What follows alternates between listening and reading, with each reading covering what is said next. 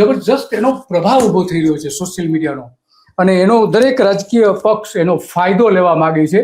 એ ફાયદો લેવા એટલા માટે માંગે છે કે એના દ્વારા લોકોને પ્રભાવિત કરી શકાય છે. અને અત્યારના યુગમાં સૌથી વધારે કોઈ લોકોને, મતદારોને પ્રભાવિત કરી શકે એમ હોય તો એ સોશિયલ મીડિયા છે. અને સોશિયલ મીડિયાનો ઉપયોગ અને સદુપયોગ બંને થઈ રહ્યો છે. તો એમાં આપણે એ જાણવું છે કે અત્યારે ભારતીય જનતા પાર્ટીની સરકારે અનેક અહેવાલો છપાયા છે.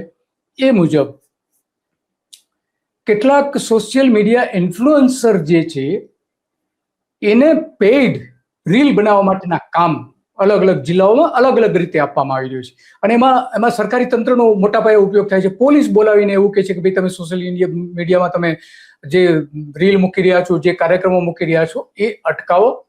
તો એ પ્રકારનું દબાણ પણ કરવામાં આવે છે. તો બીજી બાજુ સામે ભારતીય જનતા પાર્ટીએ સોશિયલ મીડિયા પોતાનું જે નેટવર્ક છે એ જબરજસ્ત મજબૂત કર્યું છે. અને એ મજબૂત કરીને એમણે આમાં ઇન્ફ્લુઅન્સર વધારવા માટેના તમામ પ્રયત્નો કર્યા છે. અને એટલા માટે આજે આપણે વાત કરવી છે કે ભાજપનું એન્ટી સોશિયલ મીડિયા અત્યારે ચાલુ થયું છે.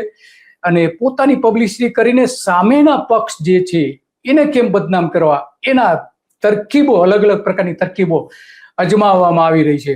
અને એમાં આ સરકારી તંત્ર